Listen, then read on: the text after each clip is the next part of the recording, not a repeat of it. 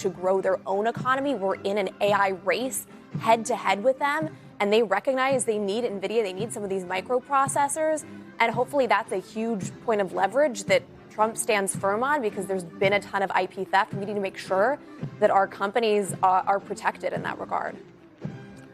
Anna, the Washington Post had a pretty big report today based on some intelligence sources that say that there's a U.S. analysis that details that China is exploiting the war in Iran to maximize its advantage over the United States across military, economic, diplomatic, and other fields. And that actually includes their efforts to kind of stretch their soft power, their hard power and their soft power. They've been providing weaponry to Gulf states. They've been supplying emergency oil supplies to other parts of the world. So however weakened they are, they've been using what power that they have to exert influence around the world. And that's the backdrop of this visit as well.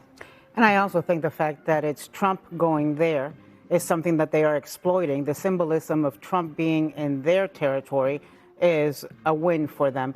But I want to talk about something that I think has been grossly underreported, and I want to shed some light on. So yes, Trump is there with some of the biggest tech leaders and business leaders in America, people like Tim Cook, like Elon Musk, the head of NVIDIA, the head of Boeing. And, you know, people always wonder, well, why are these guys at the front row of his swearing in? Why are they contributing to the ballroom? Why are they contributing? It's because of this, because of the access, because they get to fly on Air Force One. But there is also another person that is in this official delegation and that was on Air Force One, and that's Brett Ratner, who was the director and producer of the Melania movie.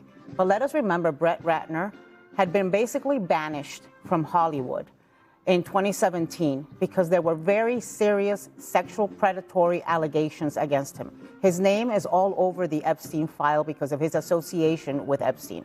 And so because he volunteered to do that documentary on Melania that Amazon allegedly paid $40 million for, he is now being brought back and rehabilitated by Donald Trump. I find it appalling.